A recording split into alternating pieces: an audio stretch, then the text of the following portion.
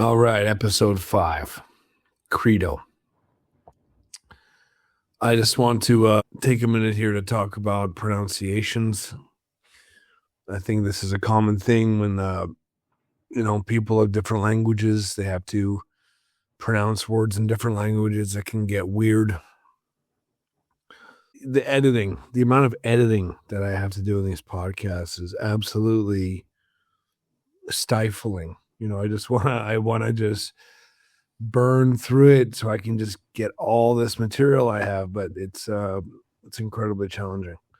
So, like Crito is, the actual Greek pronunciation, the actual word would have been Cretan or Creton, and anglicized, it's Crito. So when we have a vowel consonant vowel combination, the I is going to turn into a long vowel. So it's actually Crito, not Crito.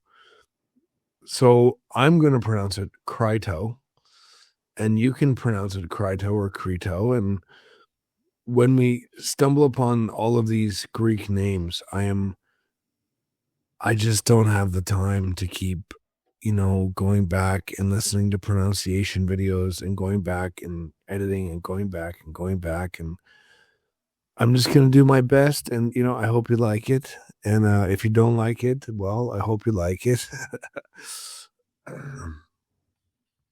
So this is episode 5.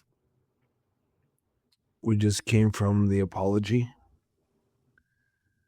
And here we are, the friend at the door. Let's start with the literary critic Harold Bloom, what he would call the anxiety of influence. You are Crito, and the weight of the world has kept you sleepless for hours. You have crept through the dark, silent corridors of the prison. You have bribed the guard with a small kindness just to stand here, in this cold stone room, watching Socrates sleep.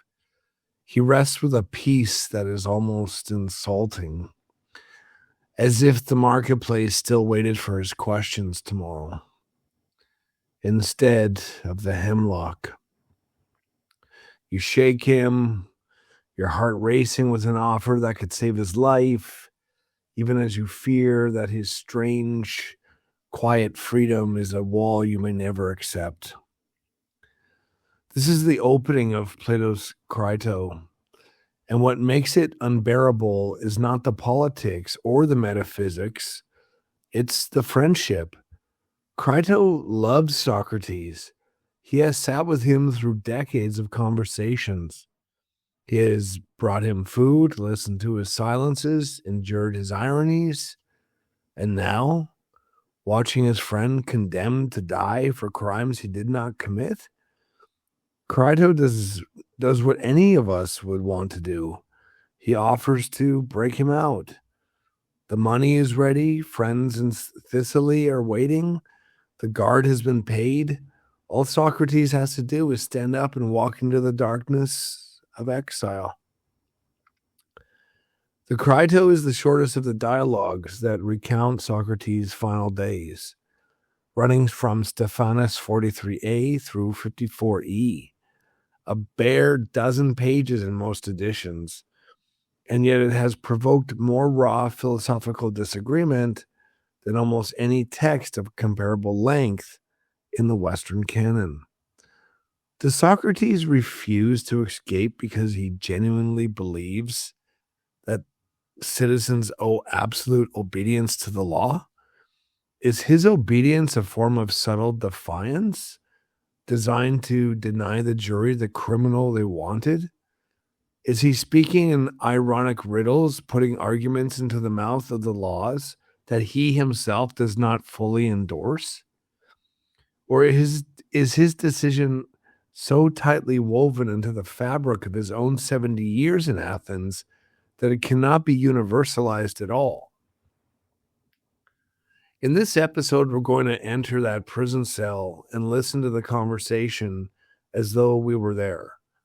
We will hear Crito's 3 pleas. We will hear Socrates' strange, quiet refusals. We will hear the voice of the Laws of Athens themselves, summoned by Socrates in one of the most astonishing acts of ventriloquism in philosophical literature. We will grasp with the interpretive puzzles that still divide readers, and we will ask at the end, not only whether Socrates was right, but what Plato, as a writer in mourning, crafting a portrait of a beloved friend, what was he doing when he made Crito the witness to this final argument? So let's start off here talking about the scenes and the stakes involved. The Crito opens without a preamble. There's no stroll to the gymnasium. There's no banquet, no mythological framing. We are simply there in the prison before sunrise. Socrates is asleep. Crito sits in silence, watching him. The stage directions, if we can call them that, are minimal, and the atmosphere is it's a devastating atmosphere. Plato tells us only that Socrates sleeps sweetly. The word is hedios, with a suggestion of ease, even pleasure, while Crito cannot sleep at all.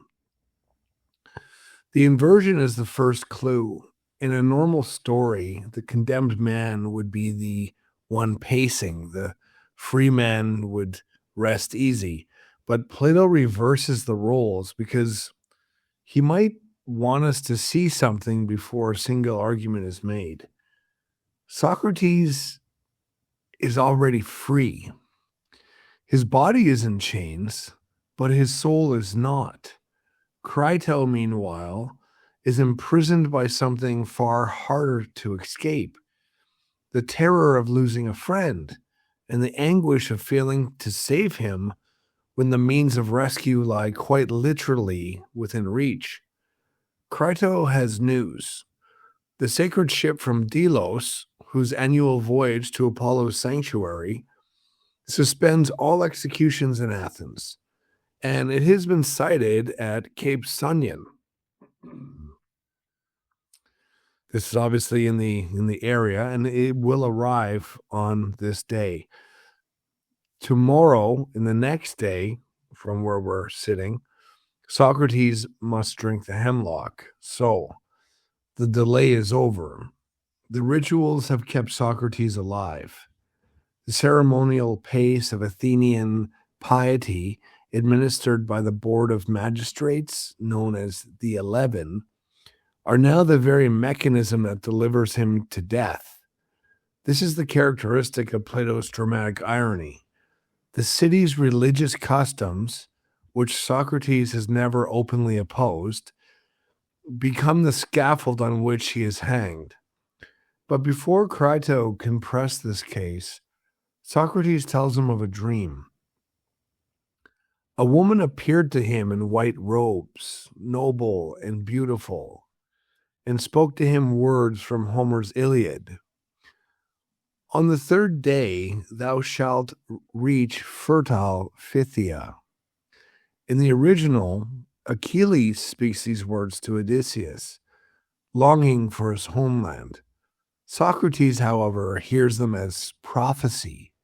He will die not tomorrow, but the day after. A small reprieve, a single day gifted by the dream. The detail is haunting because it shows us a Socrates who is not indifferent to time. He wants one more day. He is not a saint. He is a man who still hopes. The dream also carries a deeper resonance that Plato's first listeners would have caught immediately. Phthia is Achilles' home, the fertile plain of Thessaly from which the hero longed to return.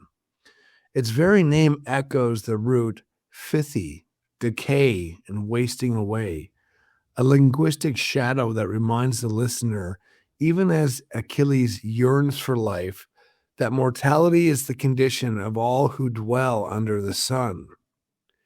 Socrates is being told, in Homer's words, that his journey home is about to begin.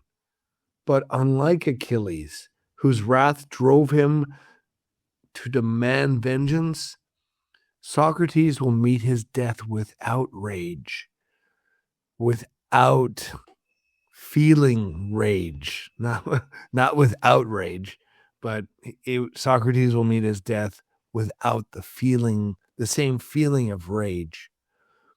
The quotation is a reversal. A warrior's fury becomes a philosopher's acceptance. Crito does not waste time. He has rehearsed his argument, and he delivers them with the desperation of a man who knows the clock is running out. They fall into three categories. He argues for reputation, money, and fatherhood. And Socrates will dismantle each, not by rejecting Crito's love, but by redirecting it toward a harder question. The first plea is about shame. Crito is afraid, genuinely, personally afraid, that people will think he cared more about his money than about his friend.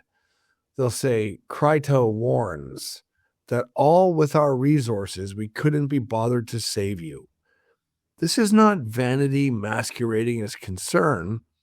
In ancient Athens, where a man's reputation was woven into his moral identity, the failure to rescue a condemned friend could mark a man for life. Crito is not asking Socrates to think of Crito's pride. He is asking him to think of Crito's soul. Socrates' response is unexpected, and if we are honest, it sounds a little cold. He tells Crito that the opinions of the multitude do not matter. The many, he says, cannot make someone either wise or foolish. They do things at random.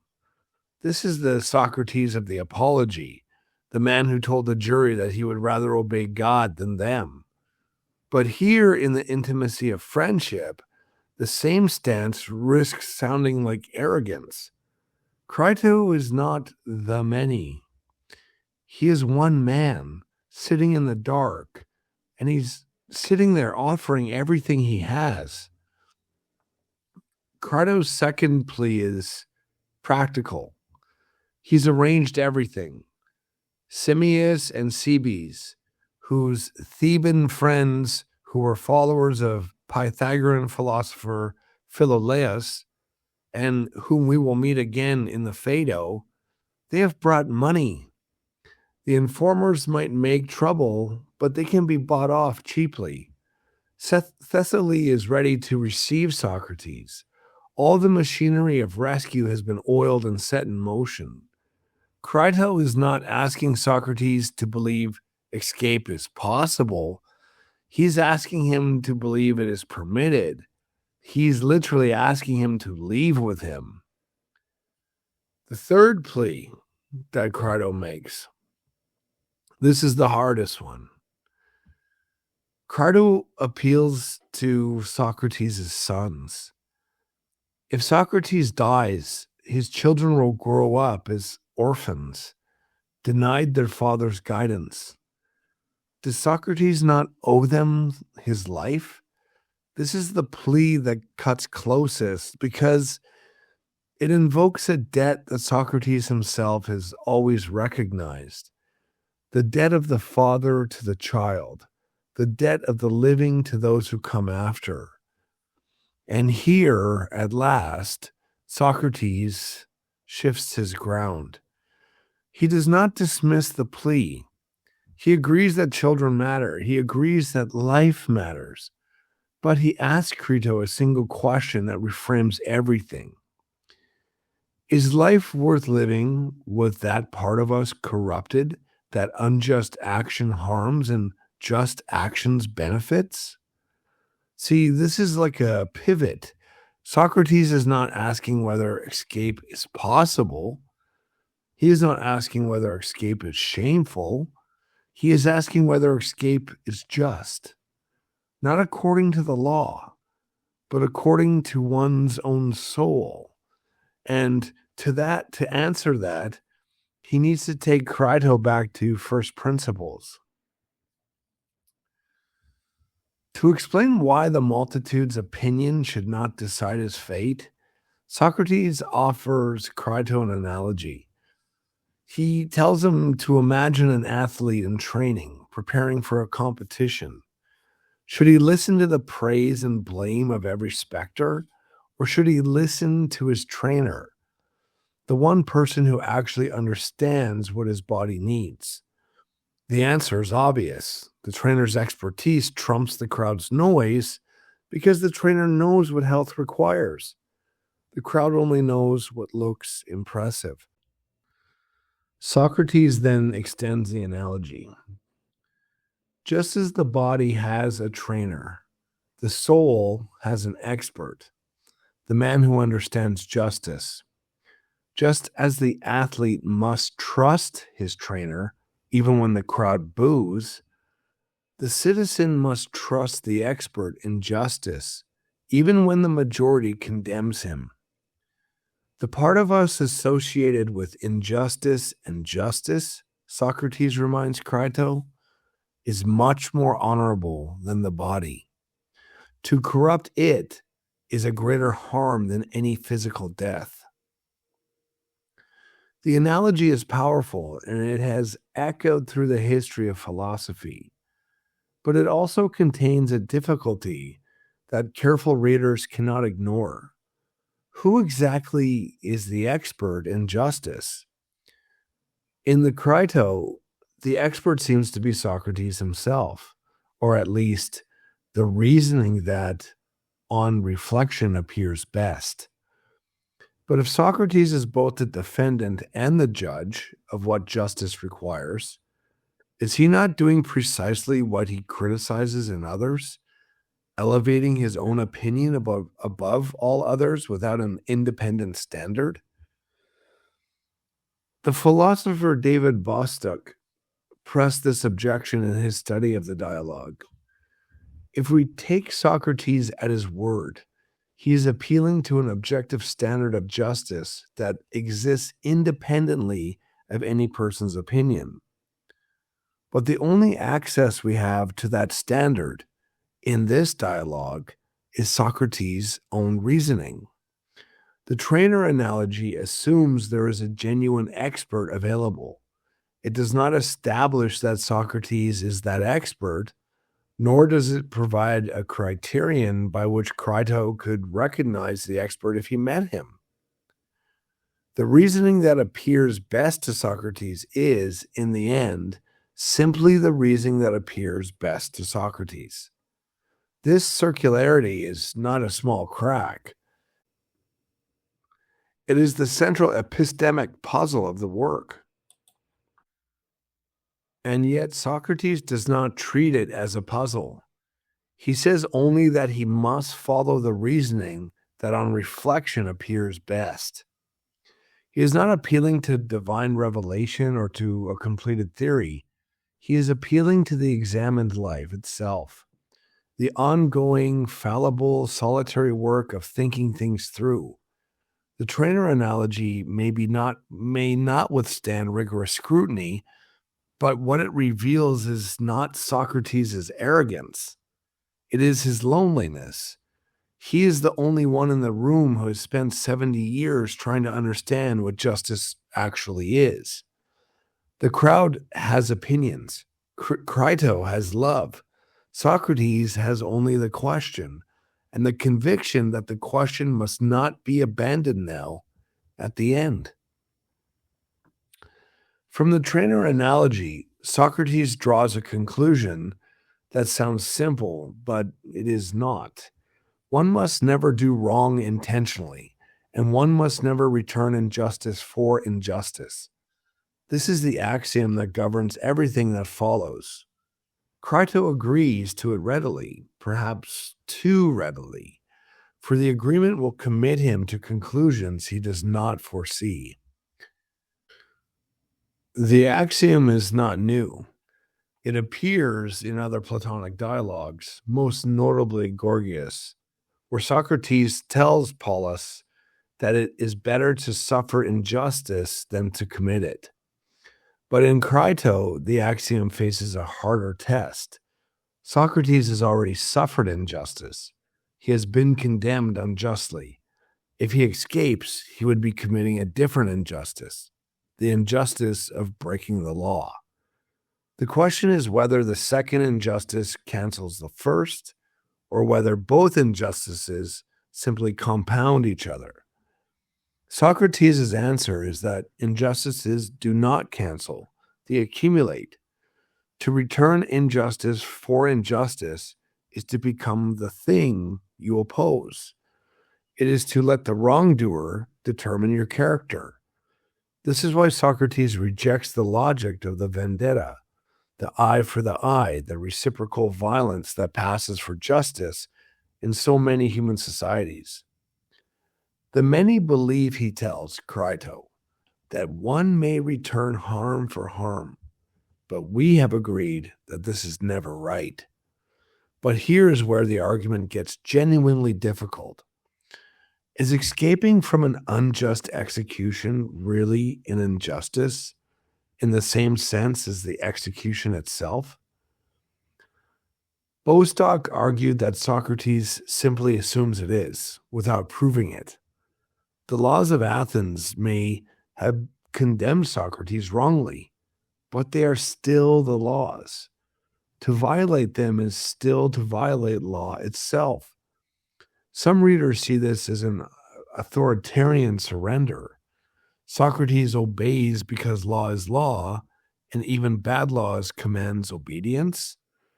Yet there is other possibilities here. What if Socrates is not saying that all laws are good? What if he is saying something more specific? That this law, in this case, cannot be broken without destroying the very possibility of life he has lived. The injustice of escape on this reading is a particular truth about Socrates, not a universal moral theorem. To escape would be to become, in the eyes of the city he has spent decades engaging, a criminal. It would let the jury off the hook. It would transform their unjust verdict into a justified one. See? We told you he was a corrupter. He even fled to prove it. But even this reading is contested. Some scholars argue that Socrates' obedience is meant to reveal the jury's injustice. Others insist that Plato intends a straightforward lesson in civic piety. The text does not settle the dispute. It offers us arguments and tension, spoken by a man in extremis, and it leaves the tensions in place. The center of the Crito, the moment has divided readers for 2 millennia. It arrives when Socrates stops speaking in his own voice and begins to speak in the voice of the Laws of Athens. This is prosopopoeia, the rhetorical device of personifying an abstraction. But Plato does not use it as decoration. He uses it as confrontation. The laws enter the conversation like a chorus in a tragedy, and they speak with a parental authority that deliberately exceeds anything a biological parent could claim. Didn't we bring you to birth, they demand? Through us, your father married your mother and begot you. We brought you up. We educated you. The city is not merely a place where Socrates lives. It is the condition of his existence. Without its laws of marriage, he would not have been born. Without its laws of nurture, he would not have survived. Without its teachers and gymnasia, he would not have become the man he is. This is the natal argument, and it is potent because it appeals to a debt that predates choice. We do not choose our parents. We do not choose our city. We are thrown into both, and both make us possible. The laws claim that this thrownness creates an obligation. You must either do as we say or persuade us otherwise. The citizen has 2 options, obedience or persuasion, but he does not have the option of silent departure. Then comes the contractual argument. The laws remind Socrates that he has lived in Athens for 70 years. He could have left at any time. He saw how the city conducted its trials. He knew its laws. When he was given the chance to propose exile at the trial, he refused. All of this, the laws argue, constitutes strong evidence, an implicit agreement. By staying, by begetting children here, by refusing exile when it was offered, Socrates has accepted the contract. He cannot now break it simply because the verdict went against him. Finally, the laws predict the consequences of escape. If Socrates flees to a well-governed city like Thebes or Megara, he will be received as an enemy of their constitutions, a man who destroys laws wherever he finds them. If he flees to Thessaly, to the disorder and unrestrained behavior that Crito's friends have promised, he will become a laughingstock, reduced to gluttony and flattery, his philosophical arguments about justice rendered absurd by his own conduct. And there is a final chilling warning. Even the laws in Hades, the brothers of the Athenian laws, will not receive him graciously if he arrives as a fugitive. The religious ground under his feet will have shifted. The speech is overwhelming, and Plato stages it just as such. When the laws finish, Crito has nothing left to say. He is silent. The argument has won by sheer rhetorical force. But has it won by reason? Here's where the interpretive fault lines open wide.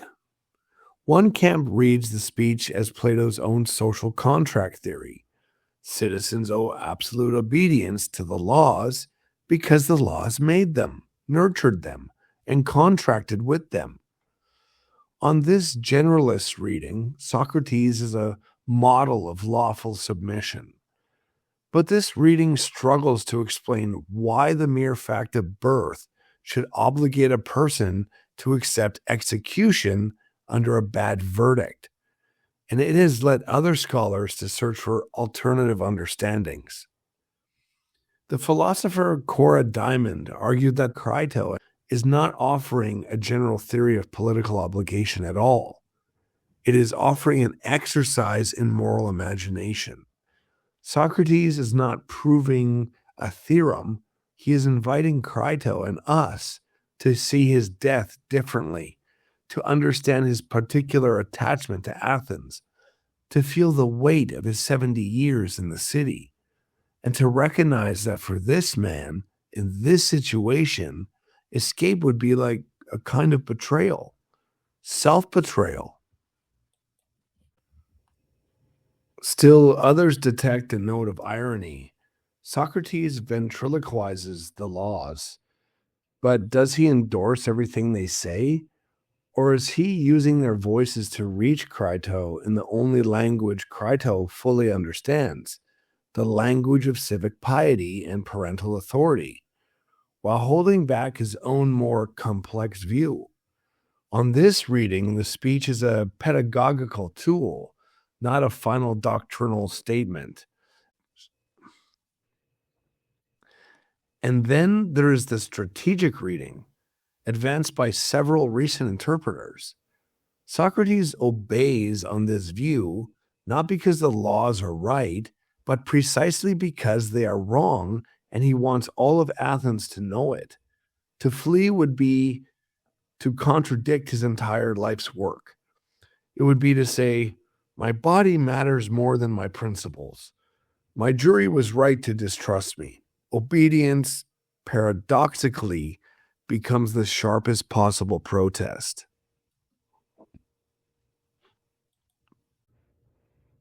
All four readings have textual support. All four leave some threads untied. The Crito does not come down neatly on one side. Its arguments vibrate against one another.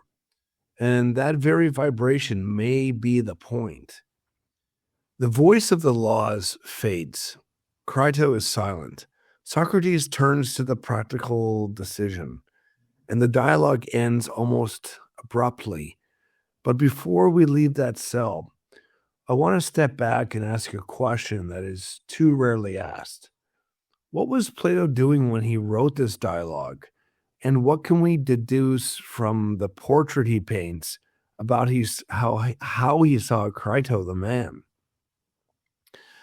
Plato composed the Crito in the immediate aftermath of Socrates' execution, likely while the event was still raw, perhaps only a few years after 399 BC. He was not recording a transcript, he was crafting a memorial. He had been a young man when his teacher died, probably around 28, and that death had shattered his political hopes and redirected his entire life toward philosophy. When he sat down to write the prison dialogues, he was writing most likely, I would say, out of grief, out of loyalty, and out of a fierce need to show that the Athenians had destroyed and what they could never destroy. What then did Plato think of Crito? The dialogue leaves us with a sharply limbed, generous, but unflinching portrait. Crito is wealthy, loyal, and practical. He bribes the guard easily. He has friends and funds at the ready. He thinks in terms of reputation, money, and family obligation. He's the kind of man who shows up, and Plato does not mock him for that. He honors him by making him the sole witness of Socrates' final philosophical decision. Without Crito's urgent love, there would be no dialogue. The entire argument is a gift that Socrates gives to Crito, a rational account of his death, offered so that Crito can understand, or at least accept. But Plato reveals Crito's limits. Crito never follows the dialectic all the way. He argues to the axioms without foreseeing their consequences. He is repeatedly redirected by Socrates, and when the laws have finished speaking, he can only say, "I have nothing to add." He is not transformed into a philosopher. He remains a decent, honorable Athenian gentleman whose devotion surpasses his comprehension. There is a tenderness in this portrait that suggests Plato knew Crito personally and respected him deeply. But there is also a quiet sadness. Plato shows us that even the most faithful friendship cannot, by itself, grasp what Socrates grasped. Love can open the prison door, but it cannot follow the philosopher into the territory of pure principle. Crito's silence at the end is not failure. It is the sound of a good man reaching the edge of his understanding and deciding, nevertheless, to stay. Plato, I think, wrote the Crito partly to make sense of his own grief, and in doing so, he gave Crito immortality that no amount of money could buy. The immortality of being the friend who asked, who tried, who loved, and who, in the end, sat with Socrates until the sun rose. Let us return in closing to the thought experiment with which we began. You're an old man in the cell. Your friend has offered to save you. You have said no. The sun is rising. The ship from Delos has docked. The hemlock will come tomorrow. Now you are Socrates, and you're thinking, well, what are you thinking? If we take the generalist reading, you are thinking something like, I have a contract with the city. I must honor it. The law is above private suffering. And yes, this is noble. But it is also, let us be honest, a little bit terrifying. It means that any city, no matter how corrupt, can claim the obedience of any citizen simply by having housed and fed him. If we take that particularist reading, you are thinking something different. I am Socrates. I have lived this life in this city with these people. To escape would be to become someone I am not. If we take the ironic reading, you may be thinking, Crito cannot follow me where the argument would lead, so I will give him reasons he can hear and trust that his silence means he has heard enough. If we take the strategic reading, you are thinking something else again.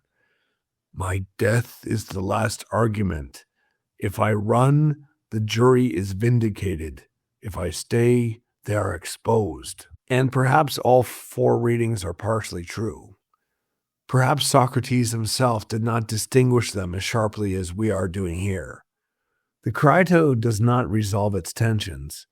Like I said, it leaves them vibrating like the pipes of the corybants that Socrates says are still ringing in his ears. The words of the laws are reverberating within me, he tells Crito, just as the frenzied dancers seem to be hearing the pipes. That auditory image, the philosopher possessed by argument, unable to hear anything else, is the final paradox of the dialogue. Socrates is not calmly convinced. He is overwhelmed. The laws have entered him like music, like madness, like the very thing he spent his life examining. And he yields to them, not because he has proven their authority, but because he cannot imagine himself apart from them. What survives the Crito is not a theory of political obligation. It is a portrait of a man at the limit, a man who has pushed his principles to their breaking point and found not a comfortable system, but a harder question. Should we obey? Should we resist? Should we flee?